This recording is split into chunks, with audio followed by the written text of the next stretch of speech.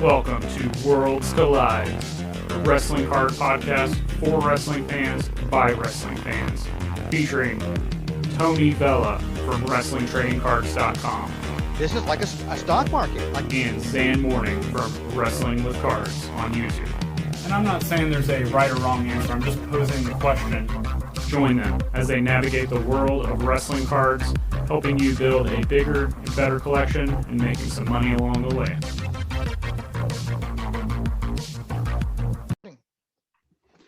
What's up, wrestling fans? Welcome to Worlds Collide. I'm host of Wrestling with Cards on YouTube, Zhan Morning, and this is Tony Vella, host of WrestlingTradingCards.com on YouTube.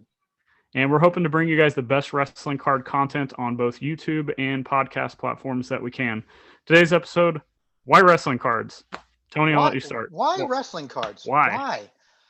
For me, it's, God, I mean, even before I really got into sports, even baseball and all that stuff, I was a wrestling fan. I mean, I grew up with it with my grandparents. I mean, I was 5 years old going into the LA sports arena, getting to watch Andre the Giant wrestle 5 midgets was always great. Watching Freddie Blassie getting some heat. That was always good stuff. But I was a fan since then. Yeah, for me, it was starting with sports cards, and everybody I knew had them. But, you know, there's always the non-sports stuff, whether that, for me at the time, it was stuff like wrestling or Marvel or Ninja Turtles, Masters of the Universe, any kind of offshoots. But the wrestling cards are always something that's stuck with me, even past those other non-sports things. I've talked about in my video and on your show before. I still have that 87 Topps Hogan that I've had since I was like 4 years old. Gonna get it slabbed. I'm never getting rid of it no matter what. So I don't know. It's just kind of it kind of leads into my into another question, like what keeps you going or interested in it? For me, well, I did take kind of a leave of absence for a while, as you know. I mean, I was collecting heavily from late 90s into the early mid 2000s, and then when Topps got the license, I just kind of got overwhelmed with it and kind of left. And then but I'm getting back into it, of course. But I mean, I started collecting. My first wrestling card was the 85 Topps. I mean, I got it at a liquor store in Yorba Linda, California. I mean, I always remember where I got it. I mean, sitting there's GPKs, and that was wrestling. And that's an interesting thing. Like you remember your first GPKs and your first wrestling cards, but do you remember some of the first of the other cards you bought that weren't wrestling? No, that weren't wrestling. Any sports or non-sports? Just whatever. Yeah, I mean, I can't think of anything like those. Don't stand out in my mind. Like, yeah, I'm the same way. I remember buying boxes of certain things, but everything with firsts kind of revolves around wrestling. I remember the first pack I ever bought. I remember the first full box I ever bought. I remember the first case I ever bought. But I couldn't tell you that on any other sport or any other non-sport. And since we're talking about other things, like what got you into just collecting collectibles in the first place? God, for me, which then went into wrestling cards. I've always been collecting. I mean, I got coins, stamps, seashells, you name it, man. I collected so much stuff when I was a kid. It's unbelievable. One of my earliest memories is not only getting things I thought were cool, but then getting things that I thought were cool that maybe somebody else might want to buy off of me. That was more. And I remember my dad working in a grocery business. I remember him coming home with I think like a large box. Actually, it wasn't even from the grocery store. It was like a refrigerator box. I cut the refrigerator box. I took the empty refrigerator box and I cut a door, made a door out of it, and I cut a window. And then I had a little bench and sides like that. And I put marbles and probably cards on there, I think, and little cars, and I put them on there, and the kids would come into my little store, and then I'd sell them, whatever they want. The entrepreneurship, really early age, which will permeate through this podcast between the two of us, which I know a lot of people are not going to like, but tough. We're going to teach you how to make some money. Exactly, but that's my earliest thing, man. Yeah, for me, I've always collected stuff, but I kind of got to the point where I realized, like, I don't need all this crap. And, I like wrestling figures. I liked, action figures of franchises I grew up with, but I don't need all of that stuff, like, permeating my house. And if I can't walk through it, and this has nothing to do necessarily with the recent boom of sports cards and trading cards in general, collectibles in general. Collectibles in a whole. But if you look at it, I've seen the rise of wrestling cards over everything else I've ever collected. my junk wax era baseball cards are not doing anything. My wrestling figures are pretty much the same price they were 5, 10 years ago. My records have appreciated a little bit, and books, stuff like that. Just none of that has jumped in value and rarity, scarcity of wrestling cards. What And I mean, I'm discovering that for myself firsthand now. I'm getting back into, because as you know, I have this large storage unit that I'm trying to get rid of a bunch of stuff, and I'm finding other non-sport stuff in it. I even found like an Edgerrin James, rookie cards, like already slabbed by mhm, PSA. I'm going, oh, it's a PSA, it's already graded. And he's getting the Hall of Fame this year, right? I mean, right. last year. So I mean, it should be worth something. No. Yeah. I mean, and we both like to sell stuff, me more than Tony, but you'll find that there's value in everything. But when you could look at the same grade of that Edger and James. If you take a 1990 Hulk Hogan, any of those in that same grade as that Edger and James, you're like, oh, that's just a overprinted 90s wrestling product. I guarantee you it's worth more. It's worth more, way more. You're right. And I'm noticing that as I'm trying to do more research on what is it I have in my old collection or I have extras of, I'm finding like, God, wrestling itself is appreciating in value at a greater percentage rate than anything else right now, which is Yeah, incredible to and me. it's not doing like one of those unhealthy jumps either. Like it's like a gradual climb.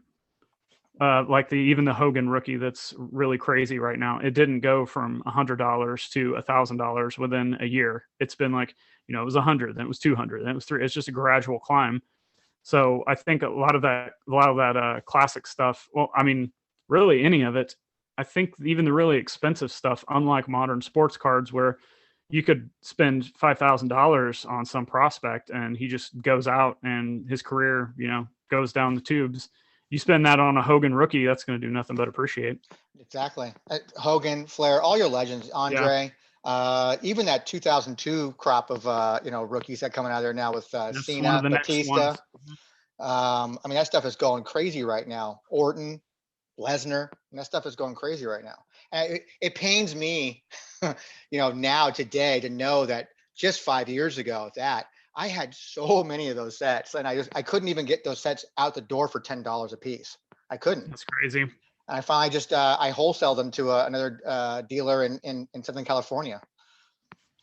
Now I So wish I one had thing them. you were talking about is you got away from collecting, and I did too. For just, I think I've always had that collector's gene.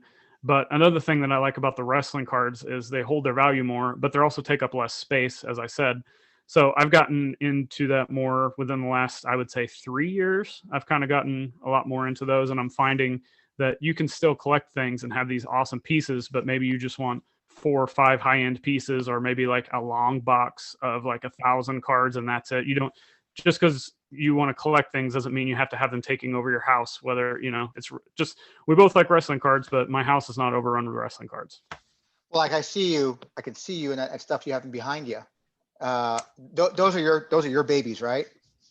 Well, they're kind of decoration. I have this fascination with buying sealed product, and I've got wrestling, NASCAR, Pokemon. I've got all these things, and I love like displaying them. But they're also the sealed product, which we could get into that in another show. Like the sealed product just continues to gain value at a small percentage every year. But I also think it looks cool because it reminds me of going into the local card shop in my own house. Does that make sense? Yeah.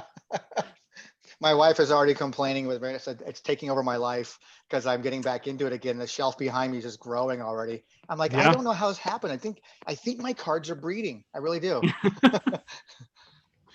So I guess besides the money aspect, like why have you gotten back into cards recently, and what do you think the surge of popularity is caused for the general public? Both. That's like a two-part question. Well, I mean, I think what got me back into it was basically doing my YouTube channel, really.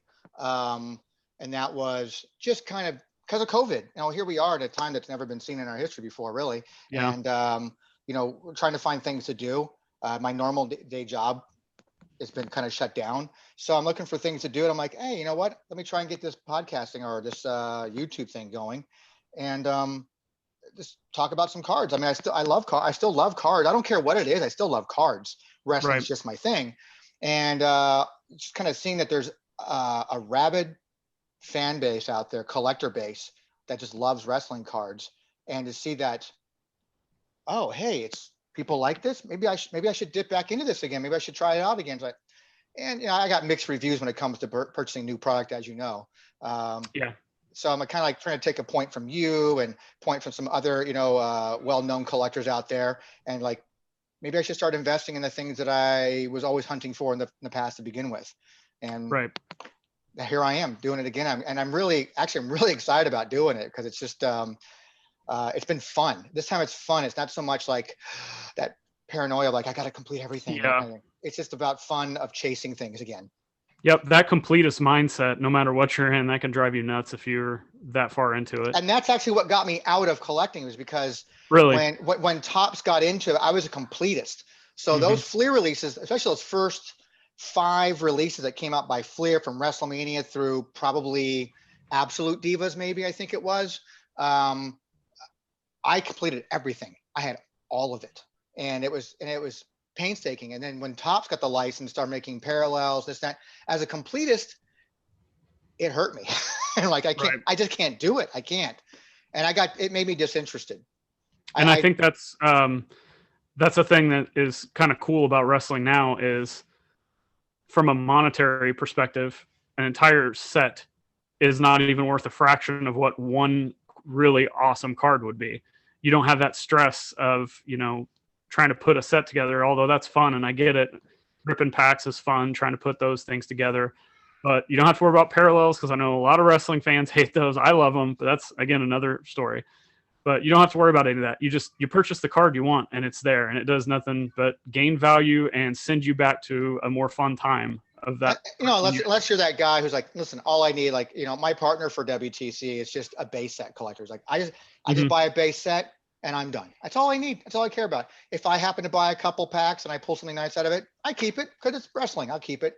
But he just buys base sets. And there's a lot of guys like that. And there's nothing wrong with that either. There's no right or wrong way to collect any of this stuff, which Oh no.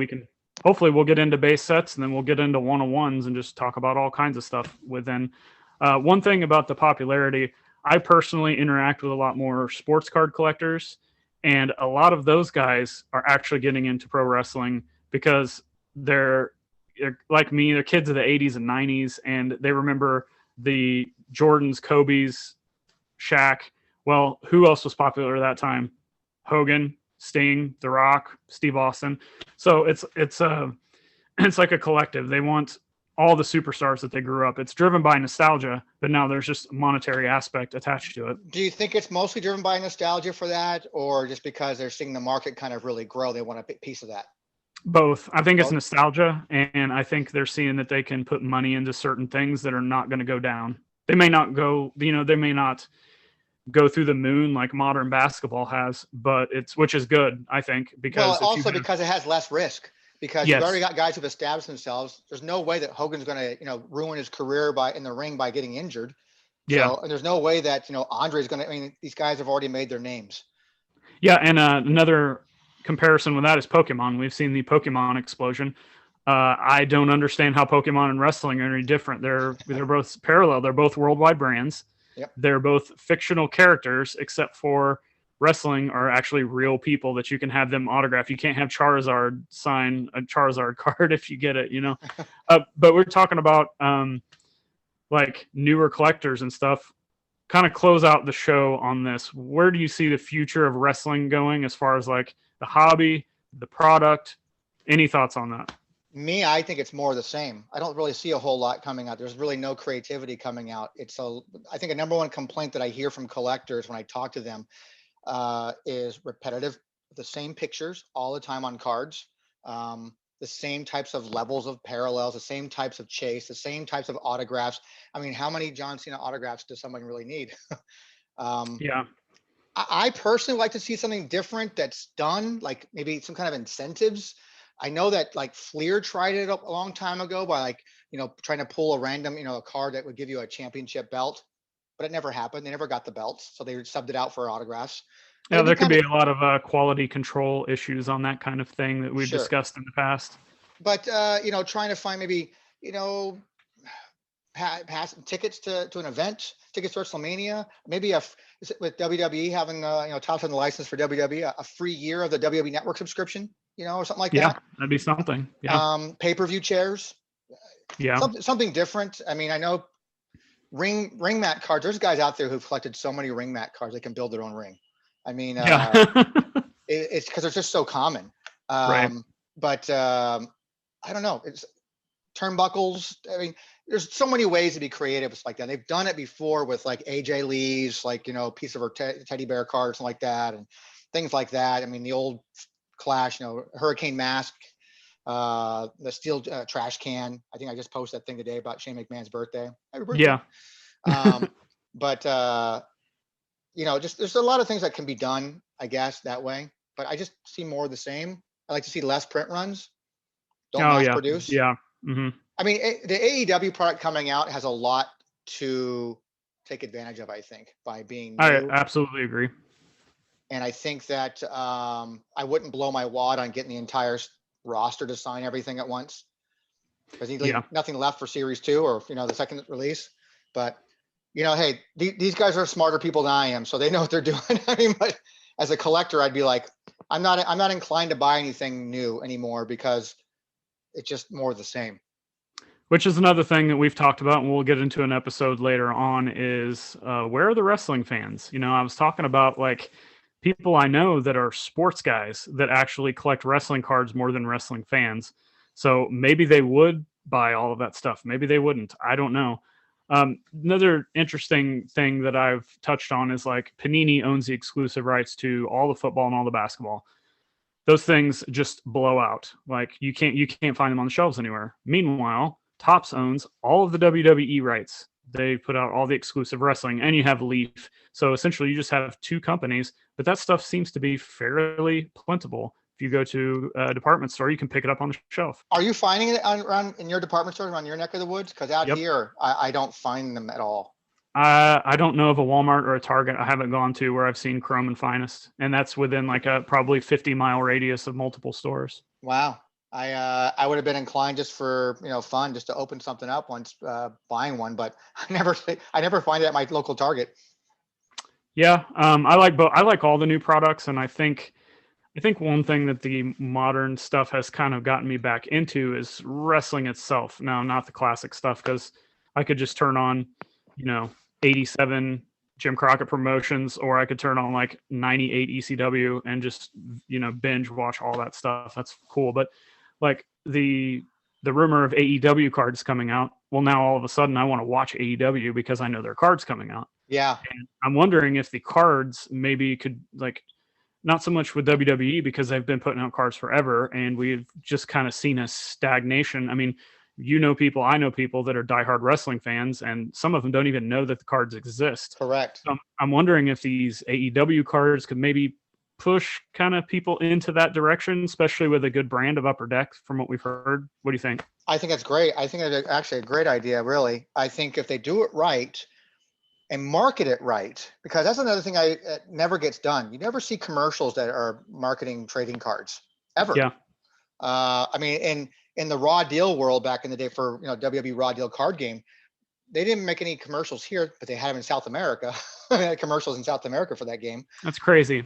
I know it's money, but even like in some sort of podcast commercial or some sort of online commercial, you don't have to spend millions of dollars for a TV commercial, but something out there to really even have at your live events would be nice to have, a box or boxes of your product there. I mean, kids will gravitate towards it and collect it, and they can pull an autograph card out of it, like, oh my God, I got, I've got Chris Jericho, or oh my God, I've got, Right. whoever. They have a great opportunity to really kind of get people to get back into collecting, maybe, or finding out there's cards. I mean, as you heard from the one guy I had on, he didn't even know cards existed until he opened the store. Yeah, and it's nothing against those people. It's just you can go to retail. You've been able to go to retail for years and pick up action figures of whatever you wanted, or video games, and that's the things they advertise. But I think the thing about wrestling cards to me is like it's a tangible good. So to me, that's better than certain video games, which are now cloud downloadable, or that maybe they go out of date and they're not useful after a certain point. So it's a tangible asset, really, that can go up, that takes up less room, that is actually very affordable right now. I mean, the fact that I can go out and buy a Charlotte Flair numbered auto out of Undisputed for the same price as you could buy one brand new AEW figure is crazy to me. Yeah. And like you said, smaller shelf space involved as well. And everybody can display their cards how they want, just like that. But it's just fun. I could be fun. It would be kind of cool to see. I'll leave you with this little short thing. I was interested in doing another card game called Super Show. And I started from the ground up with those guys. They picked my brain for a long time about stuff, but that's a whole different topic. And are you referencing WWE here? No, it's Oh, called you're not. it's called Super Show. It's a card game. So this is like were you going to make the game from the ground up, or was it a company that approached you? No, it's a company of two guys who decided to create their own game. It's called the SRG Universe. Okay. They got a great product called Super Show. It was they tried to get the WWE license to do it, didn't pan out, and it's a card dice game, and featuring cards. So like they had, AJ Styles was one of their cards back when he was still in Impact, and so that became sold out right away. Now it's like worth a lot. Right. But I hosted at the Wrestling Guy store in California once. I hosted an event to showcase that game and maybe see if the store would want to carry it. And this father-son came in who'd never played this game before. And they came in and they saw these cards. Like, oh, that looks kind of cool. Sat down, they played, they loved it. And it was like just watching the father and son play this game together was worth it all by itself.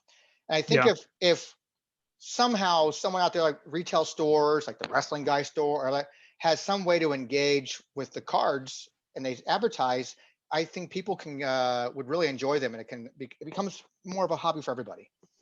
Yeah, for me, it goes back to nostalgia. Like just when I was in elementary school, flipping through my pages and looking at these pictures of whether it was sports, non-sport, whatever it was I liked. Whether it was, I remember specifically having like the Ninja Turtle movies cards. And I was like, oh, I remember. Oh my God, I can't believe you just said that. I was like, I remember going to see this movie, and then with my Hogan card that I still have, it's in a drawer up here. Every time I look at it, I'm like, man, I remember just wearing out my tapes that my dad had taped me from Saturday night's main event with Hogan in the main event against it was against Afa or Sika or something like that. I can't remember which one that is, but I wore that thing out. And it's all about nostalgia to me. Like, I love just looking at these pictures, and then the limited scarcity factor does nothing but just improves the value. Correct. I agree. So what else you got on this episode? Anything that I've not touched on? No, I think we covered everything on this one's pretty good. I mean, all right. Yeah, I think it's all good. Well, thanks for listening, guys. Make sure you subscribe on whatever platform you want to listen to this on that you like audio information. Check out both of our YouTube channels. Mine is Wrestling with Cards. Tony's is WrestlingTradingCards.com. Do you have anything new coming up on the channel or any announcements? I do have one. I have several coming up. So I've got some guests, some special guests coming up here. Some good ones, actually. I have some good ones coming up. I also want to say that most of our content is all evergreen. So no matter when you're listening to this, you can go back and check out any of our podcasts or any of our videos at any time. And it's probably all going to be relevant. We're just trying to bring as much information to you guys and entertainment and just a good time. Anything to do with wrestling cards and collectibles. So yeah. Anything else? Can never have too much knowledge on this hobby. I tell you that right now. Yep. Just when you think you've learned it all, you find something. Just when you think you have all the answers, somebody changes the questions. Exactly. That's where I was going with it. But yeah. Yep. All right. Well, thanks for listening, everybody. I'll catch you on the next episode. Catch you later, guys.